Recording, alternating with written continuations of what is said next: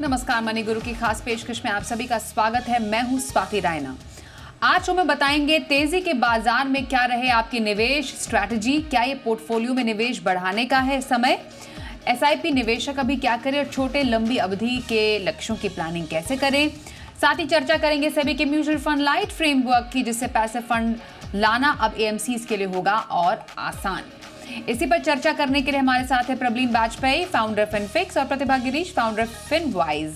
बहुत स्वागत करते हैं प्रतिभा और प्रबलीन, आप दोनों का हमारे साथ मनी गुरु के आज के इस खास कार्यक्रम में।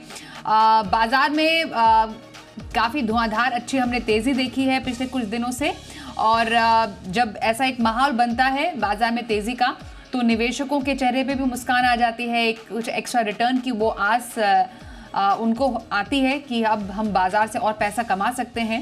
पर चाहे तेज़ी का बाजार हो, चाहे गिरावट का बाजार हो, हर बाजार में एक अनुशासित निवेश करना काफ़ी ज़्यादा ज़रूरी होता है।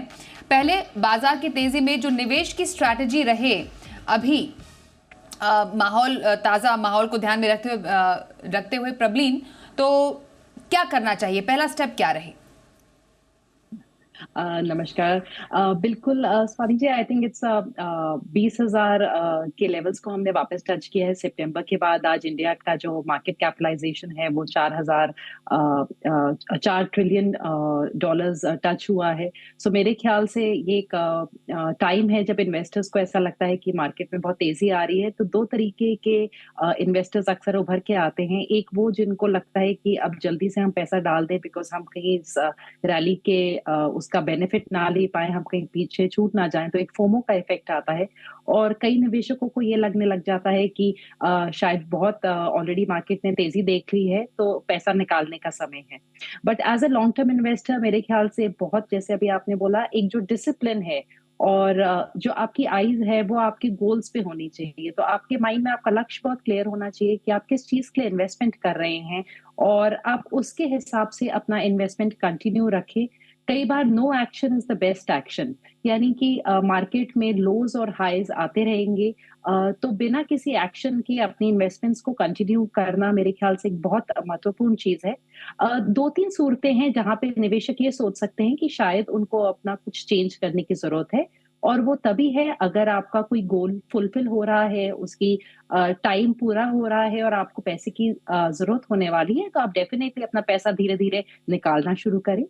सेकंड, मेरे ख्याल से स्वाति जी, अगर आपका एसेट एलोकेशन बहुत ज्यादा इक्विटी की तरफ इस टाइम पे मूव हो चुका है, जो ज्यादातर रिटेल इन्वेस्टर्स के केस में हम लोग नहीं देखते हैं, तो तब डेफिनेटली आप उसको ठीक करने के लिए थोड़ा सा मूवमेंट कर सकते हैं अपने पोर्टफोलियो में।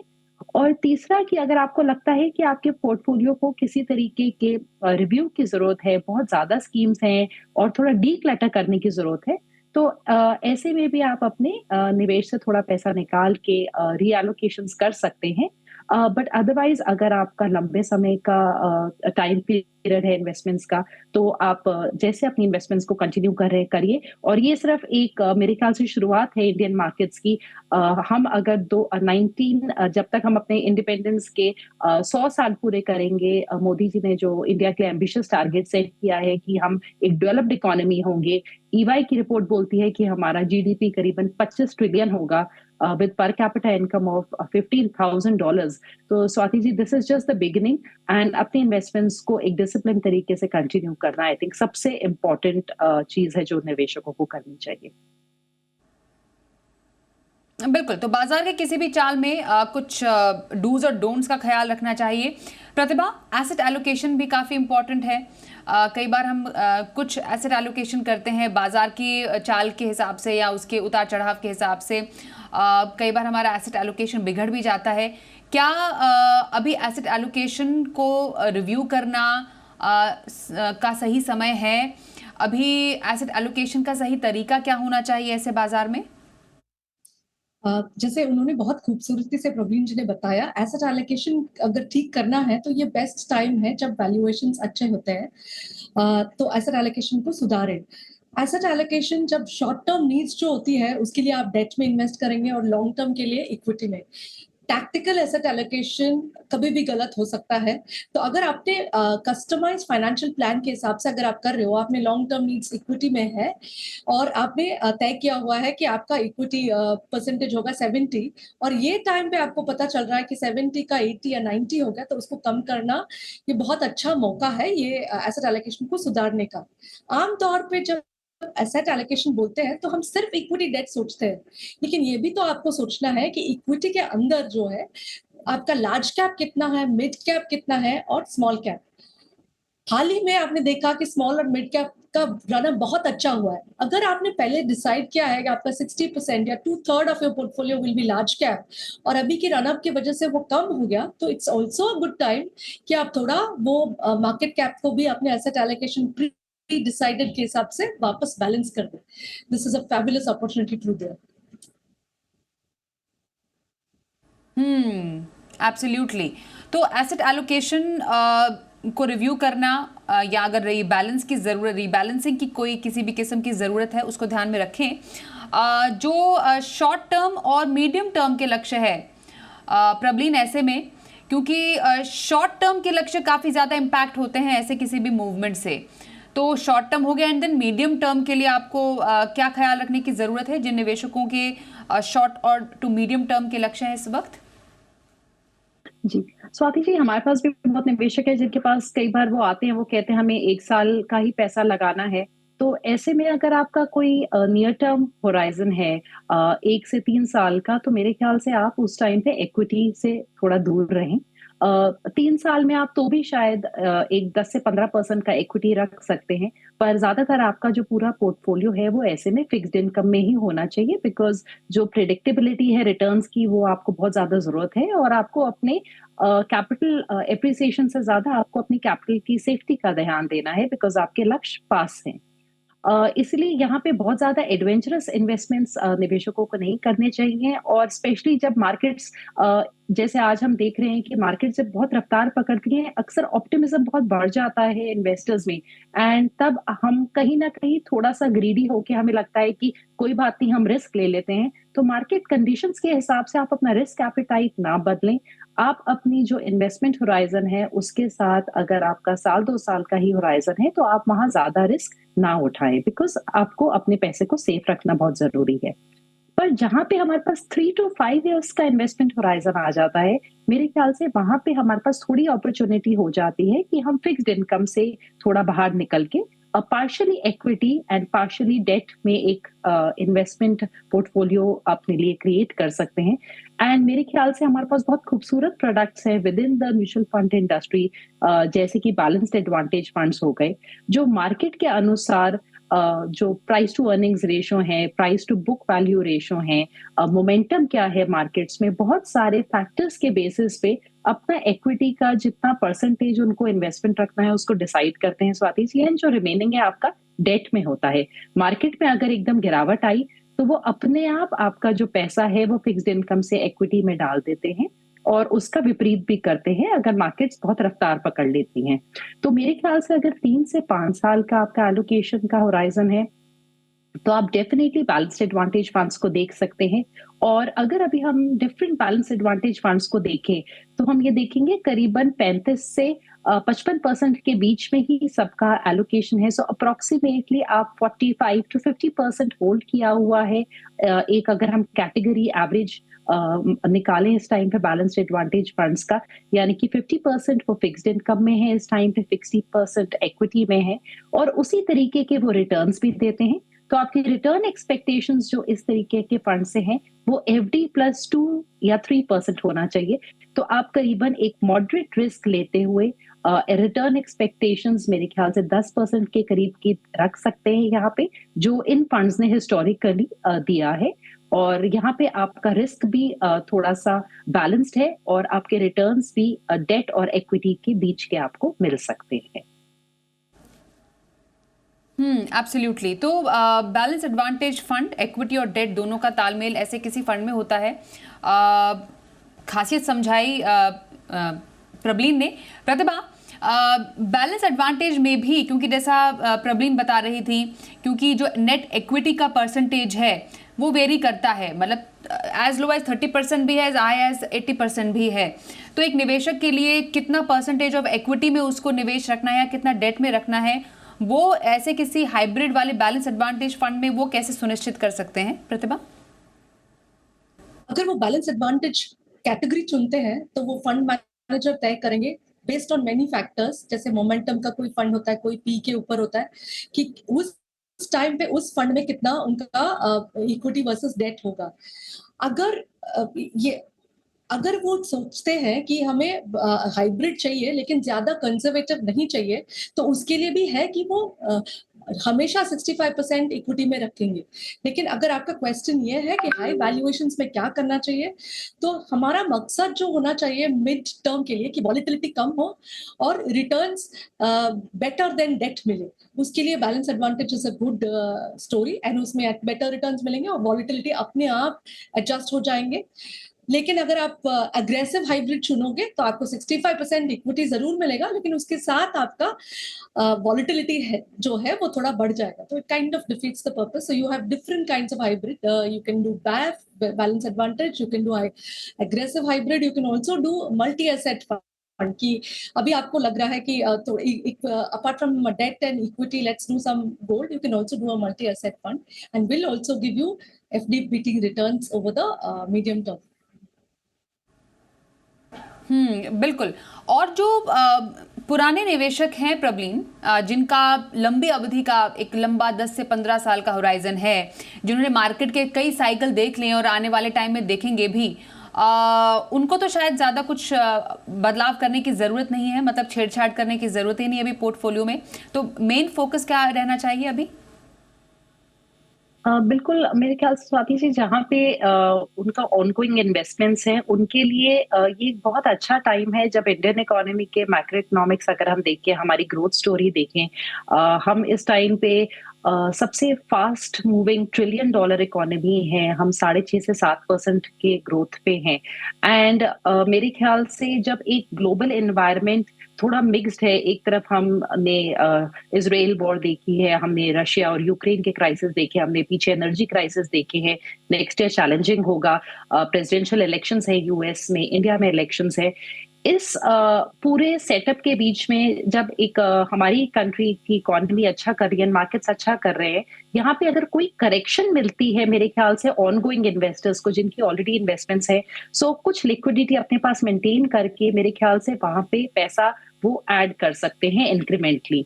और उसके अलावा जो उनके ऑनगोइंग इन्वेस्टमेंट्स हैं उनको कंटिन्यू रखें, बिकॉज जो लॉन्ग टर्म इन्वेस्टमेंट्स हैं उनमें ये इस टाइप के उतार चढ़ाव बहुत सारे आएंगे, चाहे वो हम 2008 का सब प्राइम क्राइसिस की बात करें, चाहे हम कोविड की बात करें, कोई ना कोई इवेंट आएगा आपकी जर्नी में। इसीलिए यहाँ पे एक एसआईपी बहुत अच्छा हम माध्यम भी बोलते हैं निवेशकों के लिए, कि वहां पे आपकी बहुत अच्छी एवरेजिंग हो जाती है। एंड मेरे ख्याल से जो फुलफिलमेंट ऑफ फाइनेंशियल गोल्स है उसी को आप पेड टारगेट बना के चलें। एंड जैसे आपने बोला कि बहुत ज्यादा छेड़छाड़ की जरूरत नहीं है, आप एंजॉय करें, आपके रिटर्न्स अगर यहाँ अच्छे लग रहे हैं, पर मेरे ख्याल से किसी भी यहाँ पे करेक्शन को डेफिनेटली यूटिलाइज करते हुए थोड़ा इंक्रीमेंटल इन्वेस्टमेंट जो हमें करंट स्ट्रक्चर दिख रहा है इंडिया का ग्लोबल इकोनॉमी के बैकड्रॉप पे, वहां पे उसको यूटिलाइज करना चाहिए। बिल्कुल। और अभी क्योंकि जब भी बाजार एट हाई रहते हैं, बाजार में अच्छा प्रदर्शन है, लोग चाहते हैं ज़्यादा से ज़्यादा पैसा बने और ज़्यादा से ज़्यादा पैसा वो निवेश भी करें। प्रतिभा, अभी निवेश शुरू करने का सही समय? निवेश शुरू करने का तो हर समय सही समय है। अगर आप एसआईपी के तौर पे या एसटीपी कर रहे हो, सिस्टमैटिक ट्रांसफर कर रहे हो, at any point of time it's a good one. अगर आपने स्टार्ट किया तो ये हमेशा होता है कि जब मार्केट्स अच्छे करता है तो आपको और ज्यादा इन्वेस्ट करने का मन करता है, और अच्छी बात भी है। लेकिन एक्सपेक्टेशंस ठीक रखे कि शॉर्ट टर्म में हो सकता है आपका इन्वेस्टमेंट्स अच्छा ना करे, हो सकता है वॉलेटिलिटी हो सकता है नेगेटिव रिटर्न्स हो, लेकिन ये पूरा कॉन्फिडेंस के साथ आपको रहना है कि आपके 5 साल या उसके ऊपर के गोल्स में आपको बहुत अच्छा रिटर्न्स मिलेगा। So any time is a good time, and better not to put lump sum. Lump sum तो हम हमेशा ही बोलते हैं कि अगर आपके पास लमसम भी है वो पूरा आप डेट फंड में डाल दें और धीरे धीरे over 15 weeks 20 weeks depending on your comfort आप धीरे धीरे इक्विटी में ट्रांसफर कर सकते हैं। तो जब आपका सरप्लस है, जब आपको मन करता है, आप स्टार्ट करें और कभी रुके ना, निवेश करते रहे। बिल्कुल। तो निवेश शुरू करने का कोई सही समय नहीं। जब आपको लगता है कि आपको निवेश शुरू करना है, आपके पास कुछ पूंजी बनाने का समय आ गया है, निवेश की शुरुआत करें। और अनुशासन से एसआईपी के जरिए निवेश करना है तो लंबी अवधि का निवेश प्लान होता है सबसे सटीक निवेश प्लान। एक ब्रेक लेते हैं, ब्रेक के बाद हम जरा चर्चा आज हम करेंगे म्यूचुअल फंड लाइट फ्रेमवर्क की। क्या असर पड़ेगा इसका पैसिव फंड्स पर, चर्चा थोड़ी देर में, बने रहिए हमारे साथ।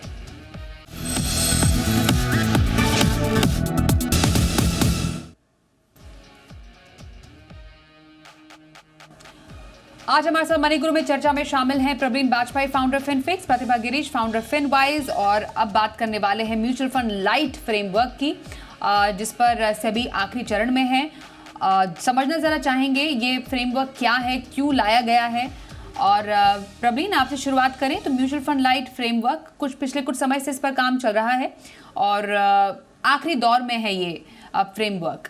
पैसिव फंड्स को लाना अब एएमसीज के लिए काफी ज्यादा आसान होने वाला है आने वाले टाइम में। क्यों जरूरत पड़ी ऐसे नियमों की?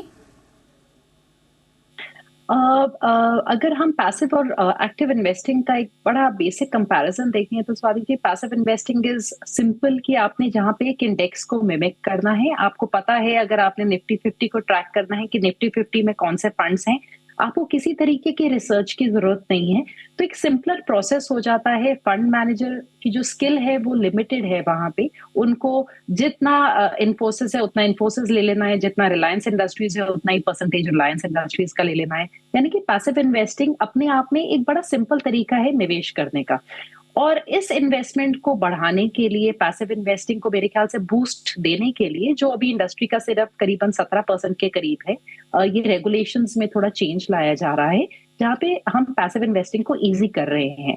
तो जो एमएफ लाइट रेगुलेशंस है, इनके अंतर्गत ब्रॉडली एएमसीज जो पैसिव इन्वेस्टिंग में आएंगी उनके लिए अप्रूवल्स लेना, जो नए फंड ऑफर आते हैं, आसान हो जाएगा। और इस टाइम पे कोई भी एनएफओ जब अप्रूवल के लिए जाता है तो काफी दिन लगते हैं उसके अप्रूवल पे सेबी से। इसमें शायद वो एनएफओस की जो अप्रूवल की रिक्वायरमेंट को ही हटाएंगे। फंड मैनेजर्स के ऊपर बहुत स्क्रूटनी रहती है जब उनकी कॉल्स होती हैं कि क्योंकि एक्टिव फंड्स में वो डिसाइड करते हैं कौन से फंड में कितना एलोकेशन होना चाहिए। पैसिव इन्वेस्टिंग में एक ओपन बुक है कि हमने कौन सा स्टॉक ले रहे हैं कितने परसेंटेज में, तो वहां पे स्क्रूटनी फंड मैनेजर्स के ऊपर कम रखी जाएगी। इसके अलावा जो नेटवर्थ रिक्वायरमेंट है एएमसीज की, उनमें भी मेरे ख्याल से एक डिफरेंस आएगा। अभी एक करीबन 50 करोड़ का नेटवर्थ होना चाहिए और 5 साल की वो प्रॉफिट मेकिंग इंस्टीट्यूशन होना चाहिए म्यूचुअल फंड का स्पॉन्सर होने के लिए। इन चीजों को थोड़ा सा आसान किया जाएगा ताकि और एंटिटीज इस इंडस्ट्री में आ पाए और ये सारी एमएफ लाइट के अंतर्गत जो है वो उनके साथ जुड़ेंगी। और जिन एएमसीज को इनके साथ जोड़ा जाएगा वहां पे ये different regulations along with the major जो रेगुलेशंस है इंडस्ट्रीज की वो चलेंगी। बट ये एक सिंपलर फॉर्मेट है और ये सिर्फ उन्हीं पे लागू होगा स्वाति जी जहां पे सिर्फ पैसिव इन्वेस्टिंग वाली एएमसीज आ रही हैं। और मेजर जो एएमसीज हैं अभी वो एक्टिव और पैसिव दोनों करती हैं और 14 से 15 मेरे ख्याल से एएमसीज हैं जो अभी सिर्फ एक्टिव इन्वेस्टिंग ही करती हैं। और ग्लोबली अगर हम देखें तो पैसिव करीबन 50% है यूएस इकोनॉमी का और इंडिया में पेनिट्रेशन बहुत कम है। तो अगर ये मूव लाया जाता है मेरे ख्याल से उससे पैसिव इन्वेस्टिंग को काफी बूस्ट मिल सकता है। बिल्कुल। इसी पॉइंट से मैं प्रतिभा आपके पास आना चाहती हूँ क्योंकि एक्टिव फंड का जो यूनिवर्स है पहले से ही बहुत बड़ा है। जैसा प्रवीण भी कह रही हैं कि यूएस के मुकाबले भारत में इसकी बढ़ने की संभावनाएं बहुत ज़्यादा है और रेगुलेशन काफ़ी हद तक मदद कर सकती है और ज़्यादा से ज़्यादा पैसिव फंड आने के। पिछले कुछ समय में एक्टिव के मुकाबले पैसिव का प्रदर्शन कैसा लग रहा है और क्या निवेशकों का रुझान आने वाले टाइम में से बढ़ेगा आगे? मेरे हिसाब से इंडिया डिफरेंट एक स्टेज पे है विज़ावी एक्टिव और पैसिव, और बहुत स्कोप है आज की तारीख में to be able to give better returns than index. तो एक्टिव फंड्स जहां पे आप रिसर्च की क्षमता रखते हो या खुद करते हो या फिर आपका एक्सपर्ट एडवाइस मिल रहा है, आप प्रोफेशनल की एडवाइस ले रहे हो, तो आप it's very possible to get better than index kind of returns. So active is at a different stage in India. Yes, passives are catching on. अगर कोई DIY कस्टमर है जो इतना ज्यादा इंटरेस्ट नहीं रखते कि वो रिसर्च नहीं कर सकते कि कौन सा फंड एक्चुअली इंडेक्स को बीट कर सकता है consistently over long periods of time, तो उनके लिए it is passives are also good.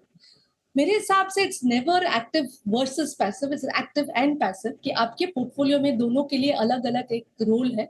आपका कोर पोर्टफोलियो हो सकता है एक्टिव हो, लेकिन अगर आपको एक मान लीजिए छोटा सा एक्सपोजर लेना है, आपको लगता है manufacturing is taking up is going to go up very high, it's going give very high returns, तो आप पैसिव में वो एक छोटा सा एक एक्सपोजर ले सकते हैं। So it's both, it's not either or. Yes, it's catching on and it is good for investors who don't want to, ज्यादा रिसर्च नहीं करना है, index returns are good, then they should go with passive funds and it's a good good strategy.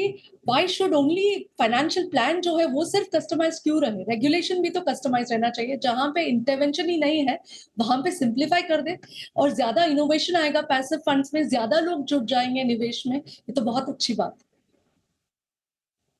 है। तो वही सवाल कि एक पोर्टफोलियो में कितना एक्टिव है या कितना पैसिव, क्या प्रबलीन इसका क्या कोई जवाब हो सकता है कि पोर्टफोलियो को एक्टिव हैवी रखा जाए या पैसिव हैवी रखा जाए? एक सही बैलेंस क्या हो सकता है इन दोनों स्ट्रैटेजीज के बीच का? स्वाति जी, जो कस्टमाइजेशन बहुत इम्पोर्टेंट है किसी भी, जब हम पोर्टफोलियो को बनाते हैं तो एक्चुअली इन्वेस्टर के ऊपर बहुत कुछ डिपेंड करेगा। पर अगर मुझे एक ब्रॉडर गाइडलाइन देनी हो, मुझे लगता है कि पैसिव्स एक बहुत बड़ी समस्या को हल करते हैं। निवेशक अक्सर, अगर हम पुरानी रिपोर्ट्स देखें, AMFI की रिपोर्ट देखें, तो हम देखते हैं कि जो इन्वेस्टर्स का टाइम पीरियड है किसी इन्वेस्टमेंट में, वो अब बहुत सारे इन्वेस्टर्स का करीबन 2-2.5 साल रहा है।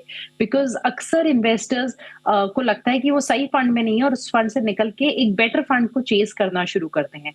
अगर आपने एक इंडेक्स फंड में पैसा डाला हुआ है जो आपको लार्ज कैप या मिड कैप का एक्सपोजर देता है, आपको पता है कि कम से कम आपको मार्केट रिटर्न्स मिल रहे हैं और आपको चेजिंग थोड़ी कम कर सकते हैं। आपका जो फियर है कि आप बेस्ट फंड में नहीं है, तो आपको ब्रॉडर मार्केट रिटर्न्स मिल जाते हैं। ऐसे में मुझे लगता है अगर आपका टाइम होराइजन करीबन आज अगर हम अब से देखें एक 5 साल का है, तो वहां पे पैसिव्स में भी 20% के करीब हो सकते हैं आउट ऑफ द 100%। जैसे जैसे हमारा इन्वेस्टमेंट होराइजन लंबा होता है, अगर हमारा 10 साल का पोर्टफोलियो है तो मैं 50-50 कर दूंगी एक्टिव एंड पैसिव को, और ये सेम चीज हम करीबन 20 साल के पोर्टफोलियो तक रख सकते हैं, 50-50 एलोकेशन। और अगर हमें 30 साल तक का पोर्टफोलियो बनाना होगा तो मेरे ख्याल से मैं उसको 70% पैसिव्स और 30% एक्टिव फंड्स रखूंगी, क्योंकि जैसे जैसे इंडिया एक डेवलप्ड मार्केट बनेगा, डेफिनेटली जो आउट परफॉर्मेंस का स्कोप है वो श्रिंक होगा। तो काफी लंबी अवधि के पोर्टफोलियोज में मेरे ख्याल से पैसिव्स का रोल ज्यादा होगा, और अगर हम थोड़े कम समय में देखें तो वहां पे active funds I think will do better. And small caps में अभी भी मेरे ख्याल से एक्टिव फंड्स की तरफ मेरा रुझान है। लार्ज और मिड में I will tilt towards passive, और इसके साथ डेफिनेटली हम एक एक्टिव फंड जोड़ सकते हैं जैसे कि मल्टी कैप या लार्ज मिड फंड, जो पैसिव इन्वेस्टिंग की जो शॉर्टफॉल्स है उनको पूरा करता है, जैसे कि वैल्यू इन्वेस्टिंग नहीं कवर करता है पैसिव फंड्स, तो उन चीजों को, शॉर्टफॉल्स को एक्टिव फंड्स पूरा कर सकते हैं। बिल्कुल। तो एक परफेक्ट मिक्स हो सकता है एक पोर्टफोलियो में एक्टिव और पैसिव स्ट्रैटेजी का, और कैसा हो वो मिक्स वो प्रबलीन ने बताया। मैं धन्यवाद करना चाहूंगी अपने दोनों ही एक्सपर्ट्स का हमारे साथ आज की चर्चा में शामिल होने के लिए, प्रतिभा और Prableen. Thank you so much हमारे साथ मनी गुरु में आज इस चर्चा में शामिल होने के लिए। और रुकते हैं एक ब्रेक के लिए, खबरों का सिलसिला जारी रहेगा, देखते रहिए जी बिजनेस।